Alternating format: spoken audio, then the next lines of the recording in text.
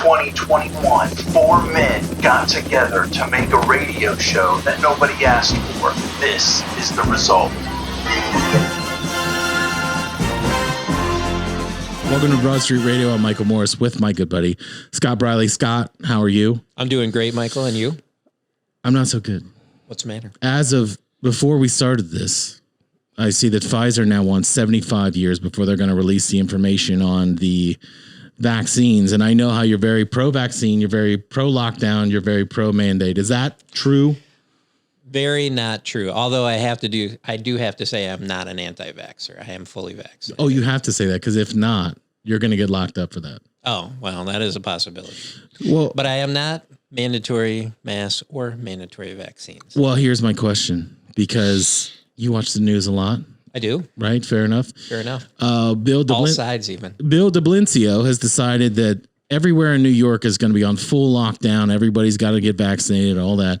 And all of this will take place 4 days after he leaves office.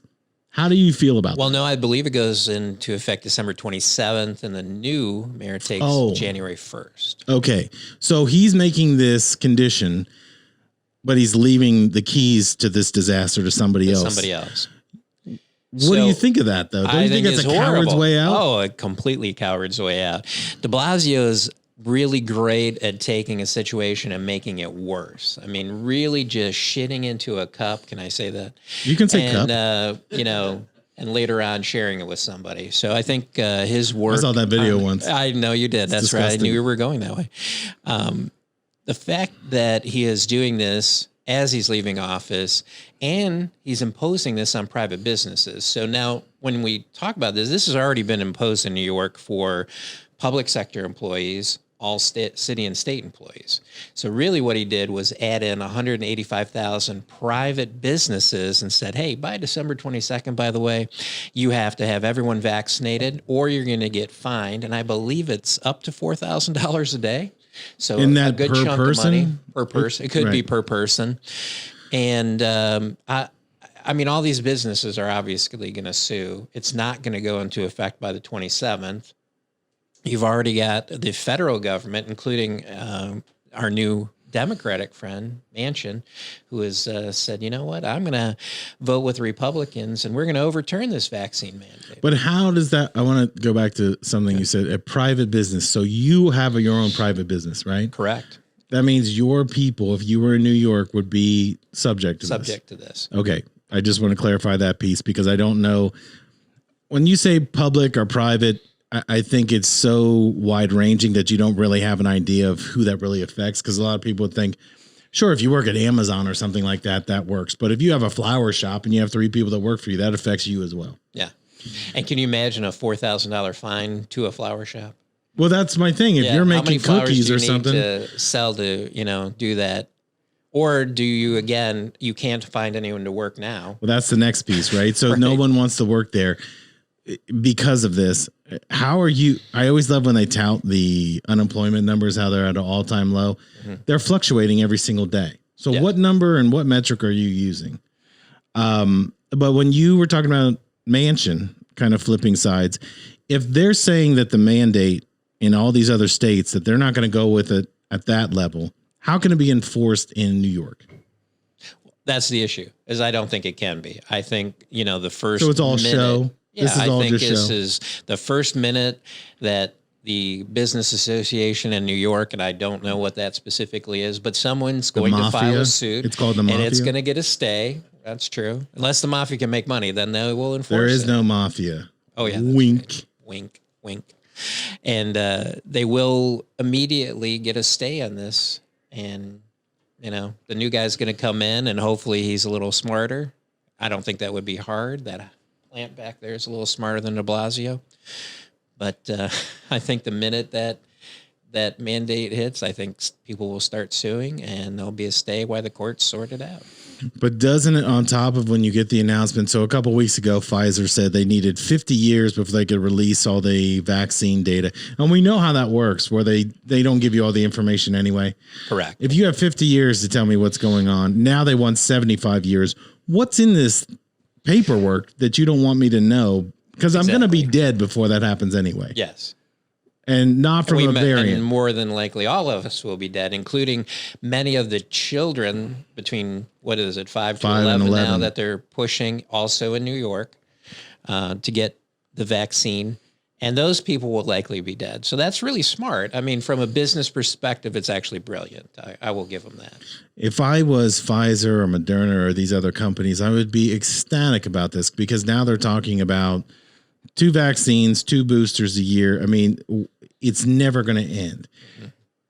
But what I loved was the guy who runs Pfizer, and no bad decision has ever come from a German person who's decided to tell us what we should do with our lives. Never. I'm just putting it, don't Google that specific phrase. Yeah. But he's saying yes, the $350 billion makes a difference, but he did it for love. He did it out of love.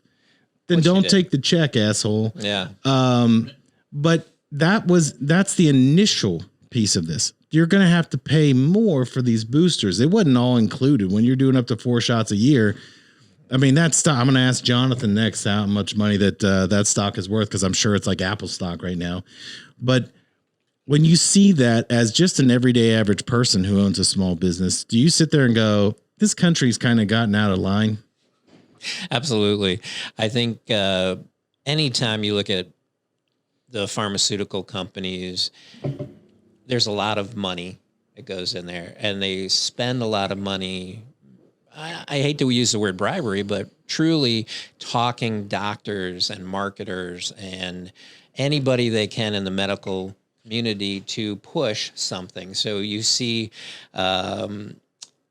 commercials now that talk about something, some type of disease or some type of process that might be going on in your body you've never even heard of. Right. Dyslexic kinesia or something. I don't know. I forget what the name of it was. But that is the uncontrollable. I'm positive my wife's going to kill me because she's a medical professional. She's going to kill me that I didn't know the actual. And she's just a mean bitch. Oh, geez. Now, and she's going to see this, and now I'm in trouble. Thanks a lot. Sorry, Kelly. Yeah. Can we put a picture of Kelly up when we put this on YouTube? I want people to know who I'm talking about. They'll see what I mean. Go on. Please don't. Anyway, being a medical professional, she's going to be mad I didn't know the actual name of that disease. However, it's the uncontrollable urge to laugh or cry. Now, I had no idea that existed. I'm 58 years old. But now I see a commercial, in between episodes of Ridiculousness that talk about this, and that you should go to your doctor and ask for a very specific drug to do that. Why are you watching Ridiculousness at 58 years old? First of all, I love that. That's one of my favorite shows. So, what pill do you have to take to stop watching that garbage television? I don't know, but I'm sure there is one. Your wife being a nurse, do you guys have conflicting views on this? Because... No, so not really. No, okay. She'll look at these things and she goes, there's a lot of drugs that were brought out very early on that do all this stuff. They're safe, they're effective, but there's no money in it, right? After a certain period of time, these drugs that are developed, their patent runs out. And then you can make generics. And all those things are much, much cheaper. So the pharmaceutical companies have to keep creating new drugs to make money. I get that. That is part of business. However, where should the line be drawn between what a ethical, moral company does, especially that's feeding all of us pills every day? If you go to the doctor, they're not trying to fix you. They're trying to give you a new pill. They're trying to prolong what you have. Whatever you have, so you can just get keep by. It going. And frankly, some of it's extremely necessary. I assume that, when they tell me I've got somewhat high blood pressure, that's why they give me those pills, and I take that. That's fine, and I don't have an issue with that. Maybe my head would explode if I didn't. I have no idea. But there are a lot of things that, why are people taking 20, 30 pills a day? There's got to be an issue. And I know people, including, some folks in my own family, that have never taken a prescription drug in 70 years. That's amazing to me, and they're just fine. Well, don't you think it's also disingenuous the report that Pfizer is spending $319 million to sponsor media, not just running commercials, but everything's brought to you by Pfizer, I do find this very, They Live. Remember that Roddy Piper movie? Yeah, really bad, but yes. Are you saying that Roddy Piper was bad in that movie, or are you saying that movie's bad? That movie was bad. Okay, because he's an outstanding actor. Oh, okay. The point of this is ranking right up there with Kristen Stewart. If there's a more hollow person out there than Kristen Stewart, I would like to see just like the Darth Vader, the many emotions of Darth Vader, where they just keep showing that. She always looks like she's confused about who farted in an elevator. Yeah, she literally, she just. When I saw that movie Twilight, I was married at the time, and the reason I got divorced is my wife wanted to watch that. Yeah. And I was like, who is this kid, and why does she look like she does? Like somebody picked her out of a crowd, like, you're going to be in this movie. I guess it's terrible. Why are we on this subject? Oh, the point of, if you can buy the message that's going out there, because you can't accept the check for the advertising and then talk bad about the product, right? Sure. Yeah. So we don't talk about that. We talk about what happened on January 6th. We talk about the Jussie Smollett case. Do you know what's so funny about that? I heard Chappelle say that thing so many times.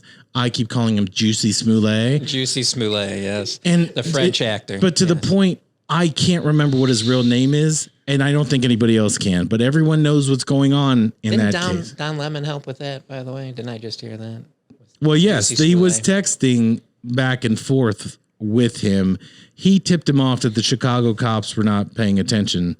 They didn't take him seriously, which I find it hilarious. Why does Don Lemon know what's going on in Chicago? Who's feeding him that information? Whoever's handy stuck down their pants. Yeah. Oh, you're talking about Don Lemon's alleged groping of an individual, which did happen. Yes. But, well, I didn't want to go down the road of CNN, but let's talk about this. We have... Now you're killing Jonathan's thing. No, because this is completely different, but it has to do with touching people inappropriately. Not the show. I'm not going to touch Jonathan inappropriately. We're going to talk about other media people doing that. I want to clarify that because Kelly's financial. No, because Kelly's probably watching this and going, I'm going to spread a rumor about him. Fair enough. So when the news is supposedly, when Dr. Fauci can come on there and there's no one on the other side saying yes, if, and, but, he is the science, as he said. When you're attacking science, you're attacking him, and he is the science. True. And there was a really great interview I saw with Dr. Scott Atlas. And he said, it was amazing to me that I was the only one when I was sitting in the room with all these people making all these decisions about COVID that had a folder with actual facts and figures. Right. Dr. Birx didn't have anything. Dr. Fauci didn't have anything. They had lots of opinions, but they did not have actual facts and statistics. And he goes, I carried that folder everywhere. And I said, but wait and look, nobody cared. He goes, nobody wanted to look at facts and statistics, which I find fascinating. Well, science isn't really backed on facts and statistics. That's not how it works. I would disagree. It's more your feelings. True. So when you look at the lockdowns that are going on in Australia, and I find it amazing that I literally was talking to somebody and they were like, yeah, they're just locked in their house. No, they're not. They're not calling them prisons. They're calling them places with fences that tell you where you can and can't go, right? For the unvaccinated. Do you not see that what New York, the next step is going to be, you're not allowed to go into buildings, right? Well, we've got to figure out who has not been vaccinated and where we're going to pin you in to make sure you're not causing problems. And they're already doing it in Italy. They're literally, you can see pictures and video of police going table to table to outdoor cafes and checking people's papers. Does that sound like some European country in the 40s checking papers? I can't think of anything that happened in the 40s in Germany or anywhere else that went poorly. Yeah, never. Yeah. I mean, yeah, as Jonathan would say, Mussolini, good guy, little misunderstood. Is that that's your quote? Fantastic. Excellent chef, though. So, but when you, again, Australia, let's be honest, a continent founded by England's criminals. So maybe they deserve this down the line, but I think I would think, and I'm sorry to, it baffles me to no end that when you think of Australia, at least when I do, I think of the outback and going on the, this freedom and you can't have even a gun to protect yourself against, snakes that are 75 feet long and spiders that they're size of a dinner plate. There's some scary stuff on that little island. I was like when people want to go there because they saw Crocodile Dundee in 1989. They're like, it's going to be awesome. Just going to throw a shrimp on the Barbie. Yeah, absolutely. You know where you don't want to go? Austria for totally different reasons. For a totally different reason. Yeah, they kind of took the 40s Germany and kind of just kept that going. If you are looking at that, though, and you're trying to explain, like I have people that are, Jonathan and I will always say, we're kind of down the middle. We can see both sides. We might lean one way or another. What I'm not for is people losing their individual freedoms, right? So I don't mean like you're right to have a gun. I think you should have it. Do I think that you should shoot your neighbor because you guys are yelling and screaming? No, I do not. But I'm for enough. I use your gun for that, by the way. Yeah, I should say that. I do own a gun that stays at Scott's house. That's not a lie. But what I do find out is people are so willing to give up their freedoms for this overall safety. Yeah. Yeah. Who are you protecting if I'm giving up all my freedoms? Because you're losing your freedom as well. Yes. And it's amazing to me that truly almost 40% of our population, I think, is rushing, take my freedoms, please. I don't know what to do with them. I don't want to deal with it. Please take them. Tell me how many masks to wear. I'm happy to do it. And they did. They went, person to person on New York streets and said, what do you think of this mask mandate? And the first 3 people they randomly picked off the street were people that said, about time. And I'm like, I see that on Facebook all day long. And it's people that I went to high school with mostly that are so left leaning. I had somebody a couple weeks ago, and I think I talked about this with Jonathan, that literally said that the Hunter Biden laptop story is a QAnon, it's false and blah, blah, blah. Even though it's not one, it's 3 laptops and they've proven it. And then they find Jill Biden's diary. That's all made up because she only watches MSNBC and they said it was made up. I'm not going to argue with somebody about it. I just, most of the time I find it funny that these are conversations we're having. Like, can you believe that really happened? But if you're going to deny that, you're only going to see it one way. Absolutely. I don't know why we can't Facts don't matter. Well, we can't get to the CNN middle. is still out there every day saying we lost beautiful black lives from Kyle Rittenhouse. People, they were white. There's video, there's pictures. Please at least do the most basic of checking before you say something that stupid. But don't you think that we are a reactive society more than a research society? It's how I feel about it. We're a Facebook society, right? Well, Social because media tells you how to feel and how to act. And unfortunately, a lot of people, that's what they want to do.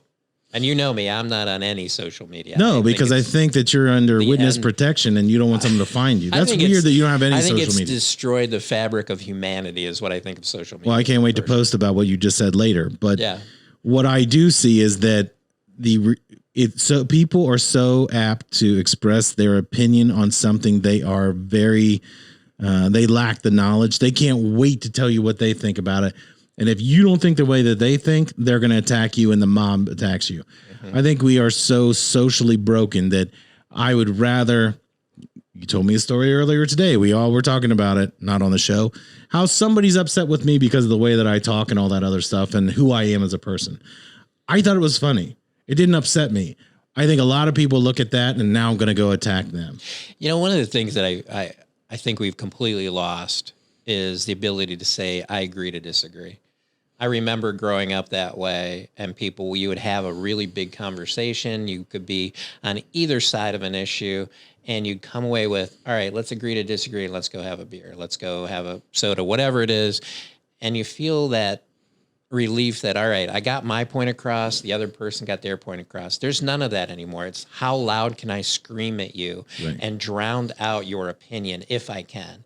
And that's what we've got is a really far left, really loud piece of the population, which I personally don't think is more than 10% of our population, because I don't think generally people want to be that combative and people really don't want to be that mean to each other. It's easy to do on social media. Well, it's easy to do if I don't have to talk to you. Yeah. And if we're sitting here, I don't think you want to get in my face and scream at me for anything. I want to kick the shit out of you, but that's because we're really good friends. It's true. But what I think that the fact that when you're saying left or I'm saying liberal or whatever, what I think we have is we have 2 sides of the same coin. And what's happened is we've taken sides to protect ourselves, to protect our own thoughts and feelings, because it's not safe to say what you want, because we don't live in a society where, look at the kid that shot up those people in Michigan. I think what's lacking there is his parents didn't care about him. They're not good people. We're not paying attention to people in our own families first. We are on our phones all day. We are communicating things. I'm just as bad about it because every 5 minutes there's another meme. I'm entertaining myself. It's not really meant for anybody else. Well, it's incredible that you can go to a restaurant now and 6 people will be sitting there all staring at their phones rather than interacting. I hate that. I just cannot think of anything worse. And again, I will say destroying the fabric of society, because the whole point of going out and being with your friends, your family, is to engage with them and make that personal connection. Of course, that's awesome for COVID and for socialism, right? The more you can put people into a small box to stay by themselves, to stare at whatever, you want to feed them, the socialists per se, on that phone. That's great, right? And you're training future generations, but that goes back to parenting, right? So if I'm on my phone the entire time, when my kid gets a phone, they're going to be on it. You are disassociating from being a human being because you are so caught up in this electronic universe that you're in. I mean, it's only going to get worse. That the whole Facebook meta thing where you're going to live in this digital world or whatever, the more we get pulled away from each other, the less we can come together and fight back against what's coming. So when you look at the January 6th thing, when they call that a riot. Now, I saw riots during the summer, and I thought it was hilarious. I watched every riot that I could because, as we all know, I want to watch society crumble, but I want to do it on my 60-inch TV. I am not saying don't riot. I think when you compare the two things, there are a bunch of people that the cops open the boundaries, let them through. Yeah, did they do a little destruction? Are there people that were pains in the ass? Sure, there were. And they're going to have to pay the price for that. But that wasn't a riot. They didn't burn it down, right? So you see that and they say, oh, those are horrible people. But the people that are looting in San Francisco and California, like Seth Rogen said, it's fine that somebody stole my car or broke in my house. That's just the cost of doing business in California. That's what we're raising is people to turn the other cheek to say, well, crime is fine as long as it fits in this And it box. doesn't really affect me because it doesn't affect Seth Rogen. No, the guy's got a gate like the border. Exactly. And, well, for the good part of the border. Hey, I want to go back real quick to the one thing that you said about someone being angry about how you are.